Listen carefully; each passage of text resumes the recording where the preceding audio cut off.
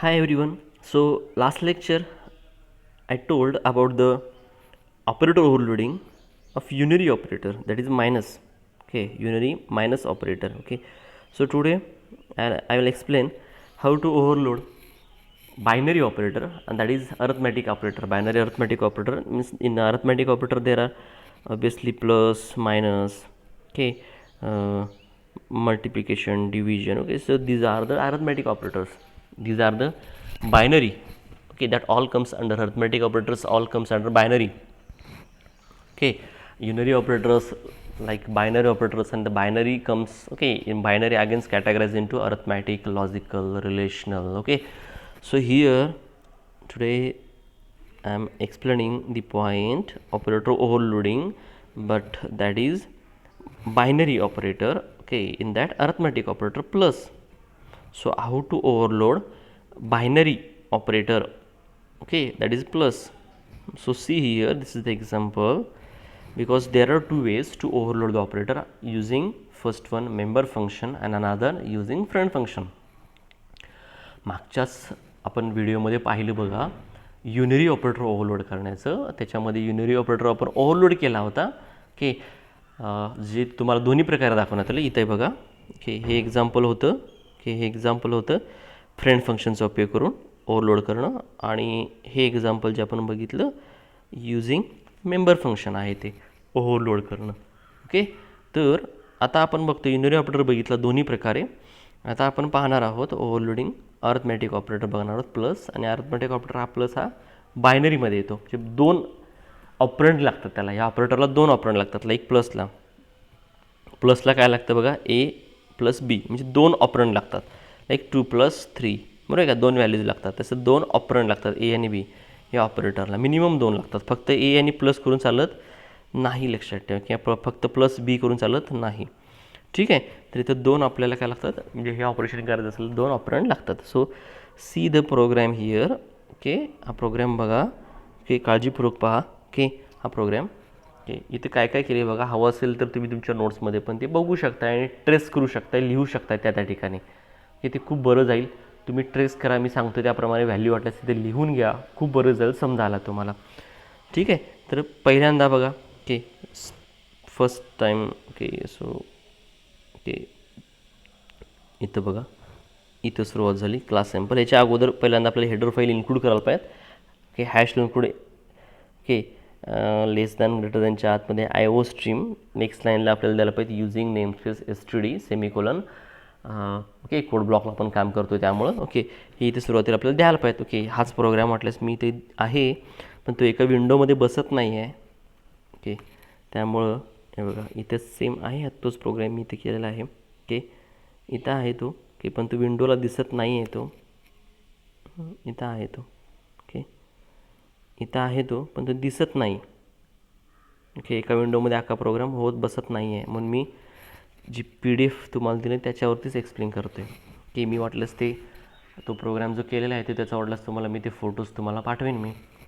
Okay, तर बघा, कारण त्या प्रोग्राममध्ये त्या ह्याच्यामध्ये तुम्हाला मी कारण आता मी तुम्हाला आता एक्सप्लेन करतो आहे. हा युझिंग मेंबर फंक्शन हा प्रोग्राम केलेला आहे, ओव्हरलोडिंग केलेलं आहे युझिंग मेंबर फंक्शन.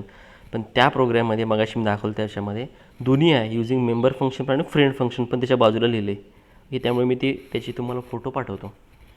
ओके, तर आता इथं बघूयात, इथं कॉन्सन्ट्रेट करा.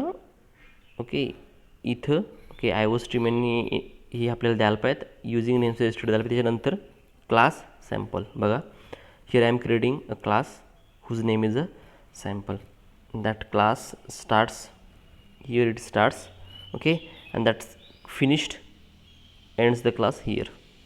Okay, so int value is a data member. By default it is private inside the public. Okay, sample, first sample. Okay, the name of the class and name of the function is the same, so it is a constructor function, and this is the default constructor function because it can't contains any arguments. So see, sample is the name of the class, sample is the name of the function, but name of the function are same because of that it is a constructor function, and it doesn't contains any argument, because of that it is a default constructor function. Next one again, name of the class, name of the function are same, but here it is the argument, so it is a parameterized constructor function. Next see here it is forgot to the semicolon, इथं semicolon द्यायला पाहिजे, त्या ठिकाणी राहिले बघा, ते द्यायला पाहिजे, नंतर एरर येणार आहे. ठीक आहे. नेक्स्ट हा पॉईंटवरती आपण बघत, या पॉईंटला दिल्या आल्यानंतर सॅम्पल हे जे आहे हे तुमच्या क्लासचं नाव जे ॲज अ रिटर्न टाईप म्हणून काम करते. या स्टेटमेंटला हे डिक्लेरेशन आहे, ऑपरेटर फंक्शनचं हे डिक्लेरेशन आहे. कशाचं बघा, ओके, ऑपरेटर प्लस जो आपण ओव्हरलोड करतो त्याचं डिक्लेरेशन आहे. आणि तो आपण डिफाईन इथे केला आहे, इथं डिफाईन केला आहे, इथं सेमिकोलन पाहिजेत. सॅम्पल हे रिटर्न टाईप आहे, जसं वाईड असतं तसं सॅम्पल ह्या फंक्शनचं रिटर्न टाईप आहे. ऑपरेटर हा कीवर्ड आहे, प्लस ऑपरेटर आपण ओव्हरलोड करतो आहे आणि हे ॲज अ आर्ग्युमेंट म्हणून काम करतं. काय करतं? आर्ग्युमेंट म्हणून काम करतं. ठीक आहे. त्यानंतर वाईड डिस्प्ले हे आपलं एक रेग्युलर फंक्शन आहे जो डिस्प्ले करण्यासाठी वापरतो आहे. इथं हा एंड झाला क्लासचा. ओके, बघा क्लास स्टार्ट इथे झाला आहे, क्लासचा एंड इथे झाला. ठीक आहे.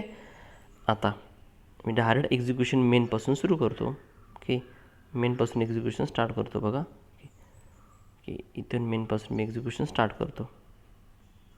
मेन इथं आहे. ओके, स्टार्ट करतो एक्झिक्युशन मी. मेनमध्ये सॅम्पल हा क्लास OBJ1 ऑब्जेक्ट 1 पहिला ऑब्जेक्ट आहे, त्याला व्हॅल्यू किती दिली? 10. इथून काय होतं बघा, इथून कंट्रोल पास होतो. बघा कुठून, इथून कंट्रोल कुठं पास होतो, इथून कंट्रोल कुठं होतो, साहजिकच हा 10 व्हॅल्यू आहे, बरोबर आहे का? त्यामुळे कंट्रोल कुठं आला? इथं आला. कुठं आला? इथं आला. बघा या ठिकाणावरून, कारण सॅम्पल हा क्लास आहे, सॅम्पल हे तुमच्या फंक्शनचं पण काय आहे, फंक्शनचं पण नाव आहे, बरोबर आहे. त्यामुळे कन्स्ट्रक्टर फंक्शन कॉल होतो कोणता? पॅरामीटराईज. कारण इथं ऑब्जेक्ट क्रिएट करताना 10 व्हॅल्यू दिली, त्यामुळे इथून तो साहजिकच कुठं जातो? इथं जातो. इथं आल्यानंतर या 1ला व्हॅल्यू किती असणार होते? 10, बरोबर. म्हणजे 1 किती झाला? 10, बरोबर. त्याच्यानंतर आतमध्ये आला आणि व्हॅल्यू इज इक्वल टू 1. 1 म्हणजे किती? 10 व्हॅल्यू. व्हॅल्यूला किती किंमत असणार झाली? 10. म्हणजे ऑब्जेक्ट जो 1 आहे, ऑब्जेक्ट जो 1 आहे त्याचा जो डेटा मेंबर आहे कोण? ऑब्जेक्ट 1साठी व्हॅल्यू, त्याला व्हॅल्यू किती असणार झाली? 10. हे कुठं तर मार्क करून घ्या, कुठं तर लिहून घ्या, खूप बरं जाईल. ऑब्जेक्ट 1च्या व्हॅल्यूला व्हॅल्यू किती असणार झाली? व्हॅल्यू म्हणजे 10 व्हॅल्यू असणार झाली. इथून ती झाली बघा आता. ओके, झालं. कंट्रोल आता हे झाल्यानंतर कंट्रोल कुठे येणार? परत इथं सेकंडला आला. बघा इथून कंट्रोल कुठं आला? तो आता या सेकंड स्टेटमेंटला आला. आता परत सॅम्पल हे क्लासचं नाव आहे, तसं सॅम्पल हे तुमच्या फंक्शनचं पण नाव आहे. ऑब्जेक्ट 2 जेव्हा क्रिएट होतं तेव्हा कन्स्ट्रक्टर फंक्शन कॉल होतो. इथं मात्र व्हॅल्यू किती दिली आपण? 20 अशी किंमत दिली. इथून परत कंट्रोल कुठं जाणार आहे? साहजिकच सेम परत इथं आला, बरोबर. इथं आला. परत 1 ह्या व्हेरिएबलला व्हॅल्यू किती असणार झाली? 20. ओके, परत इथं 1 म्हणजे किती? 20 म्हणजे व्हॅल्यूला व्हॅल्यू किती असणार झाली? व्हॅल्यूला 20 व्हॅल्यू असणार झाली. पण कुणासाठी? आता ऑब्जेक्ट 2साठी. त्यामुळे परत हे कुठेतरी लिहून घ्या. ऑब्जेक्ट 2ची व्हॅल्यू, ऑब्जेक्ट 2साठी व्हॅल्यू किती असणार झाली? 20. किती असणार झाली? 20. मग अशी ऑब्जेक्ट 1च्या व्हॅल्यूला 10 असणार झालं आहे, ऑब्जेक्ट 2च्या व्हॅल्यूला 20. आता ऑब्जेक्ट 1 आणि ऑब्जेक्ट 2ची मी बेरीज करणार आहे, लक्षात ठेवा, प्लसचा उपयोग करून. ओके, हे झालं. ओके, आता परत पुढं आलो. म्हणजे इथून परत कंट्रोल कुठं आला? तर या स्टेटमेंटला आला. सॅम्पल OBJ सम, बरोबर आहे का? सॅम्पल हे क्लासचं नाव आहे, फंक्शनचं नाव आहे.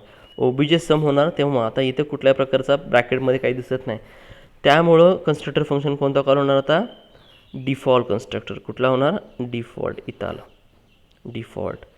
सॅम्पलमध्ये यस कॅपिटल दिसते बघा, हे यस हे चुकीचं कॅपिटल पडले, स्मॉलच पाहिजे. सॅम्पल हे क्लासचं नाव आहे. ओके, सॅम्पल हे क्लासचं नाव आहे, सॅम्पल हे फंक्शनचं नाव आहे. आता आतमध्ये आलं व्हॅल्यू इज इक्वल टू 0. म्हणजे काय झालं? इथं ह्यासाठी OBJ सम नावाचा ऑब्जेक्ट क्रिएट झाला, त्याच्या व्हॅल्यूला किती व्हॅल्यू असाइन झाली? 0. जी इथं असाइन झाली. हे पण कुठेतरी पॉईंट करून ठेवा. ओके, परत सांगतो बघा. ऑब्जेक्ट 1च्या व्हॅल्यूला 10 असाइन झालं आहे, ऑब्जेक्ट 2च्या व्हॅल्यूला 10 असाइन झालं आहे, ऑब्जेक्ट समच्या व्हॅल्यूला व्हॅल्यू 0 असाइन झालेलं आहे. ओके, मला इथं लिहिता येणं शक्य नाही आहे म्हणून तुम्हाला म्हणते ती कुठंतरी लिहा, बरं जाईल समजायला तुम्हालाच. ओके, आता कंट्रोल इथं होता, इथून परत कुठं आला? तो इथं आला. आता ह्या लाईनला आलेला आहे. आता बघा, object sum is equal to OBJ1 म्हणजे काय, ऑब्जेक्ट 1. आता हे काय आपण, आता मी काय करतोय बघा, या स्टेटमेंटवरती फोकस करा.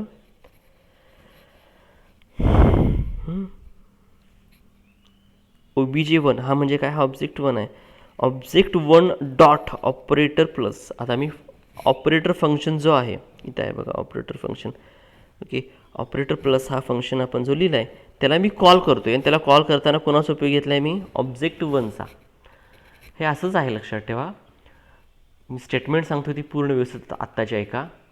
जेव्हा तुम्ही बायनरी ऑपरेटर ओव्हरलोड करताय, बघा परत सांगतो, जेव्हा तुम्ही बायनरी ऑपरेटर ओव्हरलोड करता युजिंग मेंबर फंक्शन, तेव्हा पहिला ऑब्जेक्ट इथे जसा ऑब्जेक्ट 1 हा पहिला ऑब्जेक्ट आहे, हा ऑब्जेक्ट कॉल करतो ऑपरेटर फंक्शनला. जसं इथं बघा, OBJ1 बघा, पहिला ऑब्जेक्ट कॉल करतो ऑपरेटर प्लस या फंक्शनला. ओके, या फंक्शनला तो कॉल करतो, आणि ऑब्जेक्ट दुसरा ऑब्जेक्ट ॲज अ आर्ग्युमेंट म्हणून काम करतो. हे चांगलं लक्षात ठेवा. परत स्टेटमेंट सांगतोय बघा मी. जेव्हा आपण बायनरी ऑपरेटर ओव्हरलोड करतो युजिंग मेंबर फंक्शन, कारण ह्या स्टेटमेंट्स परत मागे आपल्या नोट्समध्ये आहेत, त्या एक्सप्लेन करणार आहे मी, तरी पण लक्षात घ्या. जेव्हा आपण binary operator using member function overload करतोय, तेव्हा पहिला ऑब्जेक्ट कॉल करतोय ऑपरेटर फंक्शनला. इथं ऑपरेटर फंक्शन त्याला तो कॉल करतोय, इथं डॉट ऑपरेटर वापरलाय का, तो कॉल करतोय बघा. ओके, जसं इथं खालचे स्टेटमेंट बघा, OBJ1 हा डिस्प्लेला कॉल करतोय, OBJ2 हा डिस्प्लेला कॉल करतोय. सेम इथं OBJ1 हा कॉल करतोय कोणाला, इथं डॉट वापरला आहे त्यामुळे ऑपरेटर प्लस या फंक्शनला कॉल करतोय, आणि तेव्हा OBJ2 हा आर्ग्युमेंट म्हणून काम करतोय. हे लक्षात ठेवा. ठीक आहे. तर बघा, आता इथं आलो आहे मी, इथून या ठिकाणी OBJ1 हा कॉल करतोय ऑपरेटर प्लसला, आणि हा आर्ग्युमेंट म्हणून काम करतोय. इथून कंट्रोल कुठे येणार आहे, साहजिकच या ठिकाणी येणार आहे. तेव्हा हा OBJ2 हा कुणाला असाइन झाला, OBJ-Bला असाइन झाला. ऑलरेडी OBJ2 डॉट व्हॅल्यू किती आहे, 20 आहे. तीच व्हॅल्यू इथं असाइन होते. आता तीच व्हॅल्यू काय होते बघा, तीच व्हॅल्यू या ठिकाणी आता असाइन होणार आहे. म्हणजे OBJ-B डॉट व्हॅल्यू किती होणार आहे, 20. हे लक्षात ठेवा, लिहून ठेवा. OBJ-B डॉट व्हॅल्यू किती होणार आहे आता, 20. जी कुणाची आहे, OBJ2ची व्हॅल्यूच मी त्याला दिलेली आहे. ओके, त्यामुळे OBJ-B किती झाला, 20. हे लिहा कुठेतरी बाजूला, बरं होईल. ओके, परत पुढं आलो मी. आता सॅम्पल हे रिटर्न टाईप आहे, सॅम्पल हे क्लासचं नाव आहे. ओके, हा स्कोप ऑपरेटर, कारण outside the class function define करतो. ऑपरेटर हा फंक्शन प्लस हा आपल्याला लावाच लागतो. ओके, आपण ऑपरेटर होल्डिंग करताना सॅम्पल हा क्लास आहे, आणि OBJ-B हा त्याचा ऑब्जेक्ट, ज्याला आता व्हॅल्यू किती असाइन झाले, OBJ-Bच्या. ओके, म्हणजे ॲक्च्युली जेव्हा हे इथून मी याला पास केले, बरोबर आहे का, व्हॅल्यू असाइन झालेली आहे. ठीक आहे, आता आतमध्ये आलो. परत सॅम्पल OBJ-Sum, साहजिकच OBJ-Sum जेव्हा क्रिएट होणार आहे तेव्हा डिफॉल्ट कन्स्ट्रक्टर कॉल होणार आहे. म्हणजे इथून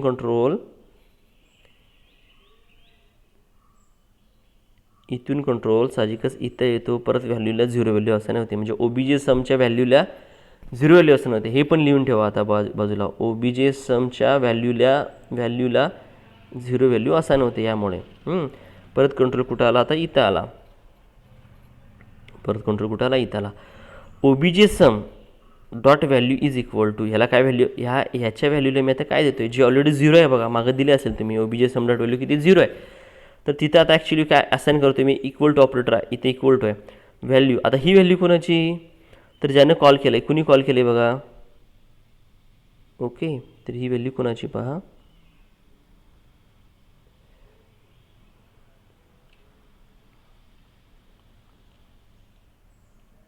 ठीक आहे. व्हॅल्यू बघा, ही व्हॅल्यू कोणाची, तर इथं जो दिसतोय बघा, ह्यानं कॉल केला आहे बघा ह्या स्टेटमेंटला.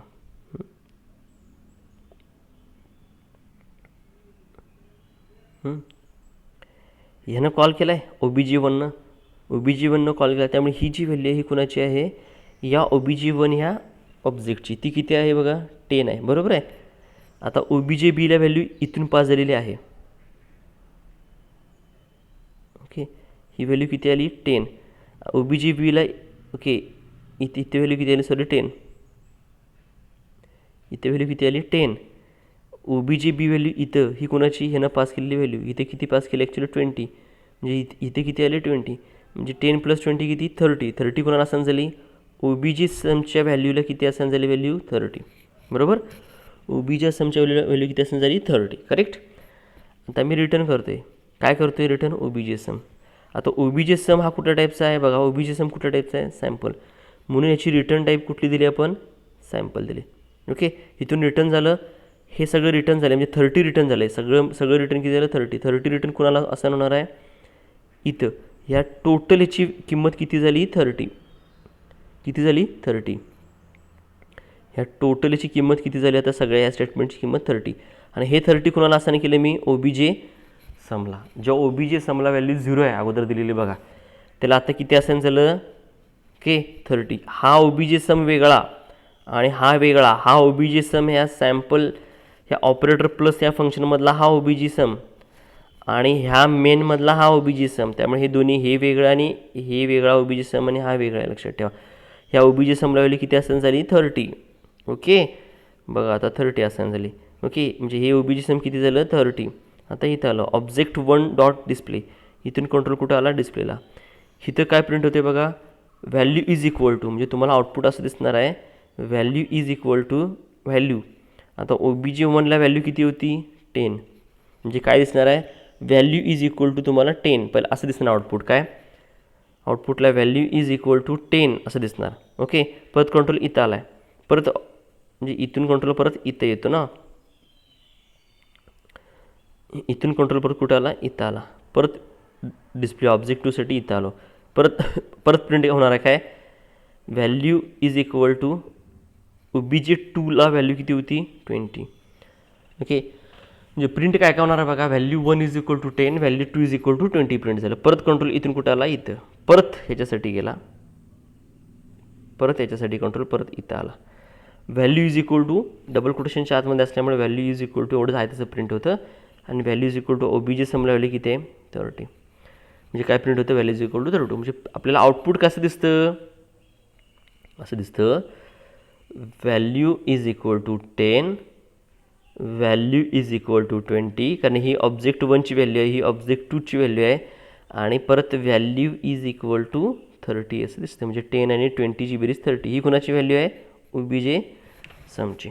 म्हणजे बघा, ओके ह्या एक्झाम्पलमध्ये, okay so this is the example, okay this example is okay actually work for operator overloading on binary operators. Okay, ह्या एक्झाम्पलमध्ये आता महत्त्वाच्या बाबी बघा, आता सांगतो आहे, जेव्हा तुम्ही ऑपरेटर ओव्हरलोडिंग करता युजिंग मेंबर फंक्शन, तेव्हा पहिला ऑब्जेक्ट हा कॉलिंगसाठी उपयोगाला होतो, आणि दुसरा ऑब्जेक्ट ॲज अ आर्ग्युमेंट म्हणून काम करते, लक्षात ठेवा. ओके, आता ह्याच स्टेटमेंट्स इथं तुम्हाला दाखवतो वाटल्यास बघा, इथं ओके इथं ही स्टेटमेंट आहे बघा, ही स्टेटमेंट महत्त्वाची आहे. In a binary operator overloading, इथं आहे बघा, in a binary operator overloading left hand operand is used to invoke operator function and right hand passed as a argument. हेच तुम्हाला मी मगाशी बोललो बघा, इथं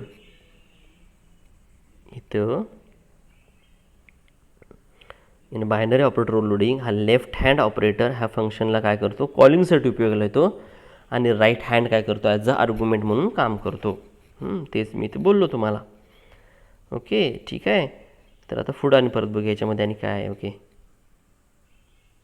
इथं बायनरी ऑपरेटर ओव्हरलोडिंगला बघा, इथं binary operator overloading through a member function takes one explicit argument. बघा, जेव्हा बायनरी ऑपरेटर ओव्हरलोडिंग करताय, परत इथं आलो तेव्हा बघा, इथं आपल्याला लक्षात आलं असेल, बायनरी ऑपरेटर ओव्हरलोड करताना तुम्ही एकच आर्ग्युमेंट वापरला आहे, हे ॲज अ आर्ग्युमेंट म्हणून काम करतं, एक आर्ग्युमेंट. पण जेव्हा तुम्ही युनरी वापरता इथं बघा, but those overloaded by means of friend function takes 2 references. जेव्हा मेंबर फंक्शनचा उपयोग करून तुम्ही घेताय तेव्हा एक आर्ग्युमेंट वापरण्यात येतं, पण जेव्हा तुम्ही फ्रेंड फंक्शन वापरताय तेव्हा मात्र ते किती आर्ग्युमेंट घेतं, इथं 2 घेतं. म्हणजे ओव्हरलोडिंग करताय binary operator using member function तेव्हा एकच आर्ग्युमेंट घेतं जसं इथे दिसतं, पण जेव्हा फ्रेंड फंक्शन वापरतात तेव्हा किती घेतं ते 2. ते आता कसं, ओके, ते तुम्हाला मी इथे दाखवतो बघा. इथं पहा, या एक्झाम्पलमध्ये दाखवतो बघा. हे एक्झाम्पल बघा, या एक्झाम्पलमध्ये सेम एक्झाम्पल आहे मगाचंच, ओके. हे जे दिसतं तुम्हाला हे सगळं मगाचंच आहे. इथं मात्र मी फ्रेंड फंक्शन वापरलं. इथे जर जे जे ट्रान्सफरसारखं दिसतं बघा, हे म्हणजे ही स्टेटमेंट काढायची मेंबर फंक्शनची आणि फक्त त्या ठिकाणी इथून ही स्टेटमेंट काय करायची, लिहायची. ओके, बघा, ठीक आहे. ही स्टेटमेंट फक्त त्या ठिकाणी काय करायची, आपण लिहायची. ठीक आहे, ह्या ठिकाणी. ओके, इथे बघा त्याचा उरलेला पार्ट इथं आहे मेनचा. ओके, मेनच्या इथे दाखवतो मी. हे बघा, हे आता आपण बघितलेलं हे मेंबर फंक्शनसाठी. आणि फ्रेंड फंक्शनसाठी इथे जर बघितलात तर इथं OBJ1 आणि OBJ2 असं दिसत असेल बघा. जरा आणि वाटलंच मी मोठं करतो. ओके, इथे दिसतं बघा, OBJ sum is equal to operator plus हा आपण फंक्शन कॉल होतो आहे. तर OBJ1 आणि OBJ2 हे 2 ऑब्जेक्ट आहेत जे आपण ॲज अ आर्ग्युमेंट म्हणून पाठवते. म्हणजे जेव्हा फ्रेंड फंक्शनचा उपयोग होतो आहे, जेव्हा फ्रेंड फंक्शनचा उपयोग करून आपण बायनरी ऑपरेटर ओव्हरलोड करतो तेव्हा 2 आर्ग्युमेंट्स आपण पाठवते. पण जेव्हा मेंबर फंक्शनचा उपयोग करून आपण ओव्हरलोड करतो तेव्हा एकच आर्ग्युमेंट, इथे दिसतं बघा, एकच आर्ग्युमेंट आपण पाठवतो. पण फ्रेंड फंक्शनच्या वेळेला आपण इथं 2 आर्ग्युमेंट दिसत आहेत. ठीक आहे, हेच त्याच्यामध्ये पॉईंट्समध्ये आपल्याला दिलेलं आहे. हे दोन्ही तुम्ही बघू शकताय. ओके, इथं बघा, हे मेंबर फंक्शनचा उपयोग केलेला आहे आपण, हा कोड. इथं सेम त्याच ठिकाणी हे डबल फॉरवर्ड स्लॅश दिला आहे. हा कशासाठी दिला आहे तर कमेंट म्हणून दिला आहे. फक्त ह्या लाईन्स फक्त त्या ठिकाणी वापरायच्या. हे सगळं ह्या ठिकाणी फक्त वापरायचं, आपण लक्षात ठेवा, आणि प्रोग्राम करायचा. ठीक आहे, तर या प्रकारे हा प्रोग्राम काम करतो. या प्रकारे मी तुम्हाला कन्सेप्ट सांगितलेले आहेत बघा. ओके.